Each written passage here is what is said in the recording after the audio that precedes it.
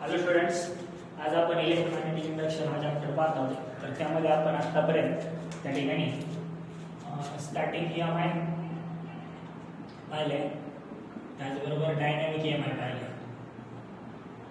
बरोबर. मग आता आपले हे जे डायनॅमिक आणि स्टॅटिक EMI आहे, स्टॅटिक EMI मध्ये करंट चेंज होतो म्हणून फ्लक्स चेंज होतो, आणि डायनॅमिक EMI मध्ये एरिया चेंज होतो म्हणून फ्लक्स चेंज होतो. ठीक आहे. आता या ठिकाणी या दोन प्रकारचे EMI पाहिले.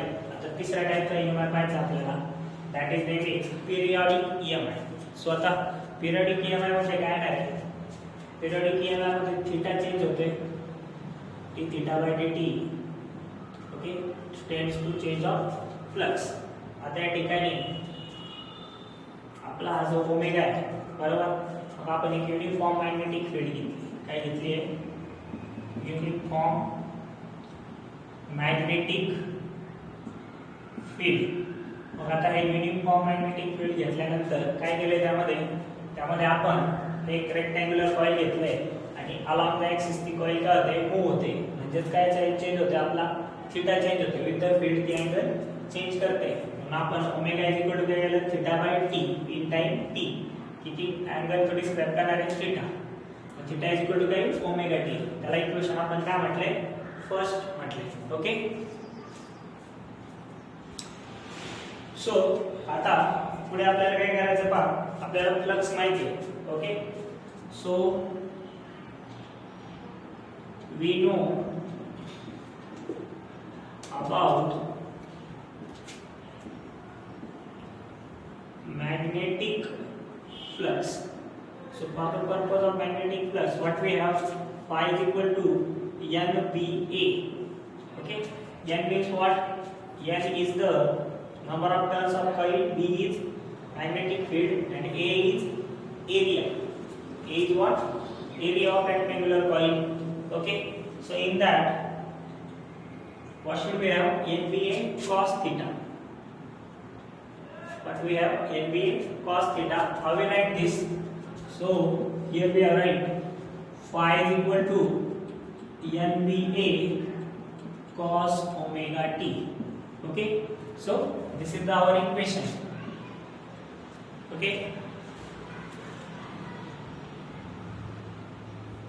so after finding this equation, what should we have to do here?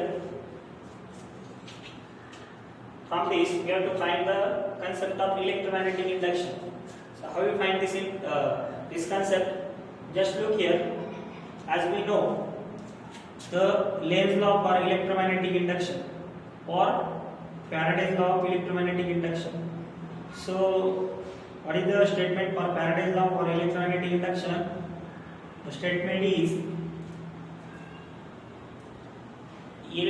induced EMF in the coil is equal to what? Rate of change of flux.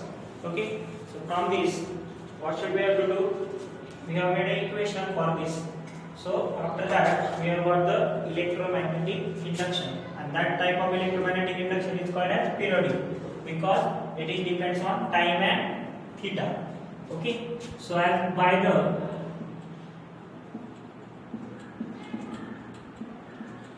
Faraday's first law. Okay, so by the Faraday's second law.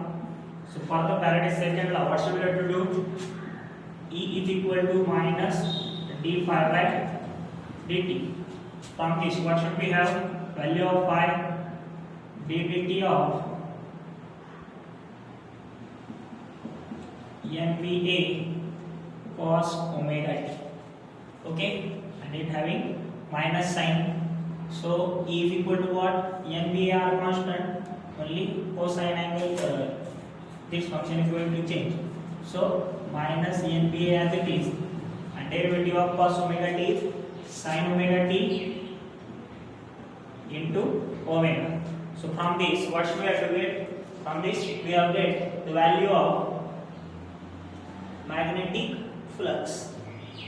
What we have get? Value of magnetic flux or induced EMF. What we have got here? Induced EMF, and that induced EMF E is equal to what? Minus NBA omega sin omega t.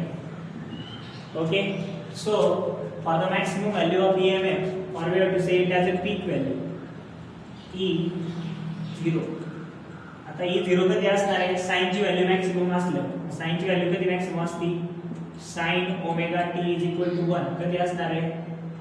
when theta is equal to omega t is equal to 90. कारण sin 90 ची value काय असते? त्या ठिकाणी ती value असते 1 असते. कधी? 90 डिग्रीला. बरोबर, म्हणजे ही मॅक्सिमम व्हॅल्यू झाली. त्याच व्हॅल्यूला काय म्हणतो आपण? पीक व्हॅल्यू E0 किंवा E max. सो काय म्हणणार? Peak value of induced EMF is equal to काय मग? बरोबर, MVA omega minus MVA omega या फॉर्म मध्ये. बरोबर, आणि साइन मायनस मायनस काय या ठिकाणी प्लस झालेला असेल. बरोबर, E इज इक्वल टू काय आता? E0. E max ची व्हॅल्यू पुट करून देऊ आपण. So E0 sin omega T या फॉर्म मध्ये आपल्याला व्हॅल्यू भेटेल. आता हे झालं इंड्यूस्ड EMF बाबत. कशाबाबत झालं? इंड्यूस्ड EMF बाबत. आता आपल्याला कशाबाबत फाइंड करायचं आहे? आपल्याला फाइंड करायचं आहे इंड्यूस्ड करंट. इंड्यूस्ड करंट कसा फाइंड करणार?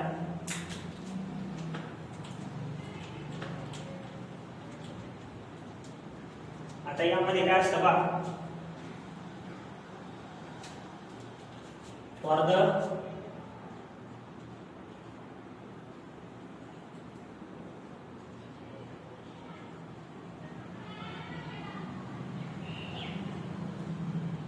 Induced current.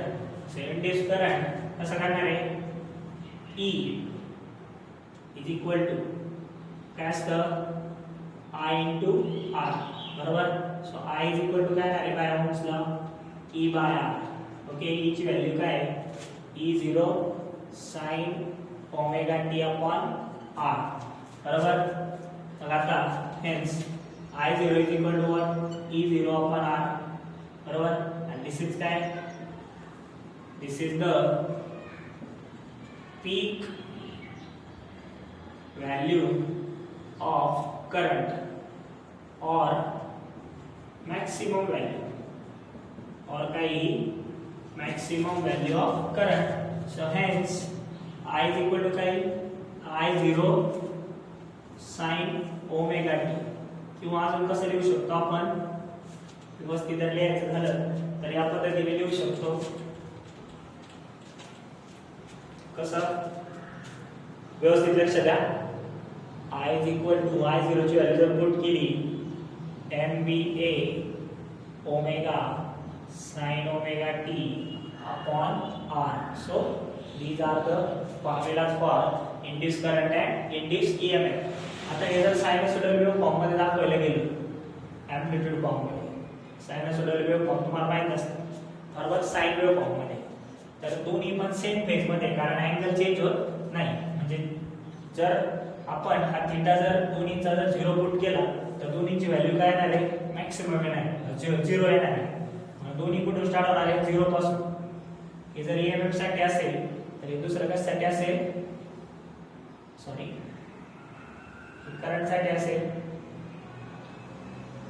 बरोबर, मग ही कशाची मॅक्सिमम व्हॅल्यू झाली? ही EMF ची E0 आणि ही करंटची I0. ही कशाची? करंटची I0, ही EMF ची E0, ही निगेटिव्ह मध्ये. बरोबर, याच्या अलॉंग काय असेल? Omega T. याच्या अलॉंग काय? करंट और EMF. बरोबर, या पद्धतीने. ठीक आहे, तर तुमच्या व्यवस्थित लक्षात आलं असेल. आता इथे काय म्हणता येईल? Both current and EMF are in same phase. Both current and EMF are in same phase. ठीक आहे, सो या पद्धतीने आपण पाहू शकतो की करंट आणि EMF are in same phase. कळतंय? तर याला आपण काय म्हणणार आहे, पिरियडिक ईएमआय. बरोबर. आता पिरियडिक ईएमआय चा वापर कशामध्ये होतो?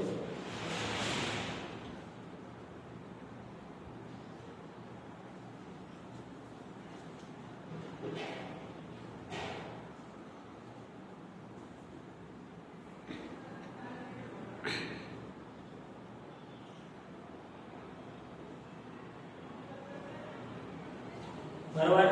आता इंड्यूस ईएमएफ किंवा करंट व्हॅल्यू कधी चेंज करणार आहे, with respect to time change करणार आहे. त्याच्या मॅक्सिमम मिनिमम व्हॅल्यू कधी येणार आहे, जर ते त्या ठिकाणी कॉइलला परपेंडिक्युलर आलं युनिफॉर्म फील्ड तर मॅक्सिमम व्हॅल्यू येणार आहे. आणि मिनिमम कधी येणार आहे, कॉइलला जर पॅरलल आलं तर मिनिमम व्हॅल्यू देणार आहे. ठीक आहे. तर या पद्धतीने आपण पिरियडिक ईएमआय पाहणार आहे. बरोबर. आता त्यानंतर त्याचा आपण फर्स्ट ऍप्लिकेशन पाहणार. काय पाहणार आपण? First application. आता फर्स्ट ऍप्लिकेशन कशा पद्धतीने पाहणार आहे आपण, व्यवस्थित जर लक्ष दिलं. So application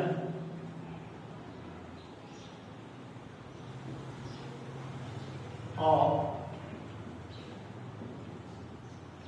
periodic EMI. बरोबर.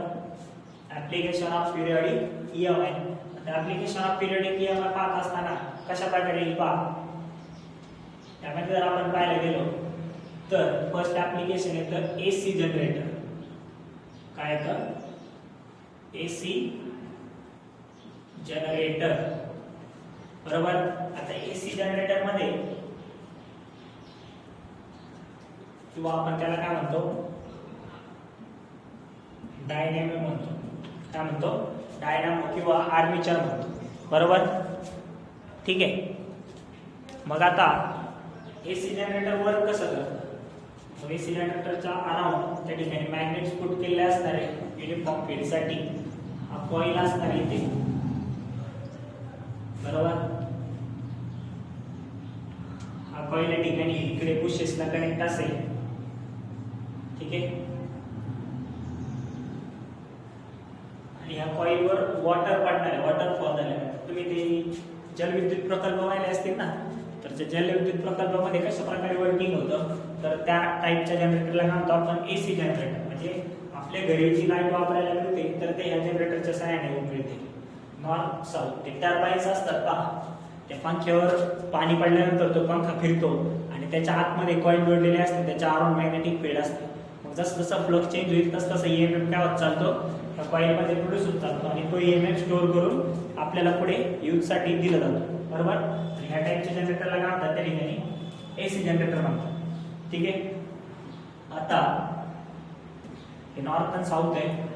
ठीक आहे. Dipole magnet. बरोबर.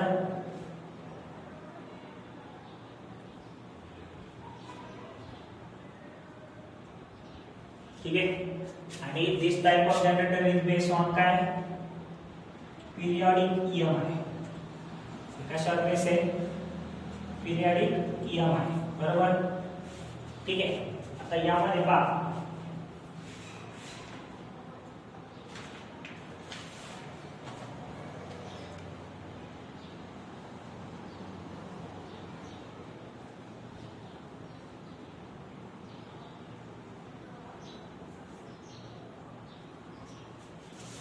सेम सगळे इक्वेशन येणार आहे एसी जनरेटरचं. कशा प्रकारे? ही कॉइल अराउंड ऍक्सिस मूव्ह होणार आहे ओमेगा टी या थीटाने. बरोबर. मग ईएमएफ वगैरे त्याच पद्धतीने प्रोड्यूस होणार आहे. हा.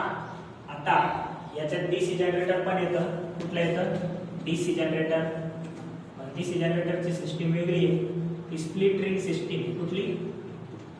Split rings. त्याबाबत नाही पाहायचं आपल्याला. सगळे इक्वेशन सेम येणार आहे एसी जनरेटरसाठी किंवा डायनॅमोसाठी. पिरियडिक ईएमआय कुठले? म्हणजे हे परत पाहणार आपण. T phi is equal to काय? NBA cos omega t. बरोबर. By the Faraday's law. Second law आपण काय म्हणणार? बाय द फॅराडेज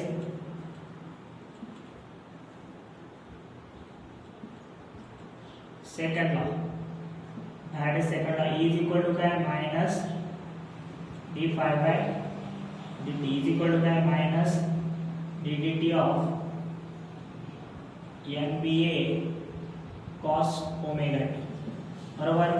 यावर डेरिव्हेटिव्ह जर घेतला मायनस मायनस काय plus MVA sin omega t बरोबर इंटू ओमेगा बरोबर. मग त्याच पद्धतीने सगळे इक्वेशन भेटेल झालं. म्हणजे या पद्धतीने एसी जनरेटर ऑपरेट होतो on the basis of periodic EMI.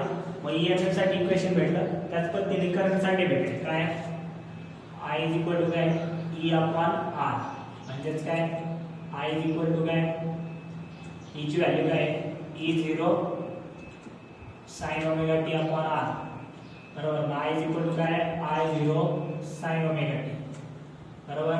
म्हणजेच I0 इज इक्वल टू काय E0 अपॉन R म्हणजेच I max. आणि ह्याच व्हॅल्यूला काय म्हणतो आपण पीक व्हॅल्यू ऑफ करंट.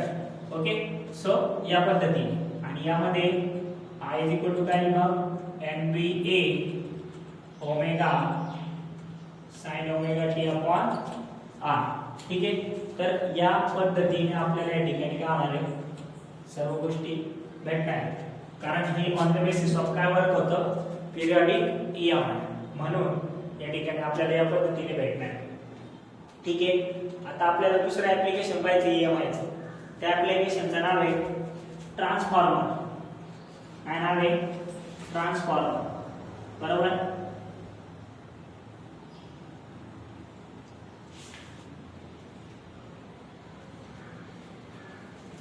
तर आय थिंक ट्रान्सफॉर्मरचा जो पॉइंट आहे तो आपण काय करूया उद्याच्या लेक्चरमध्ये पाहूया.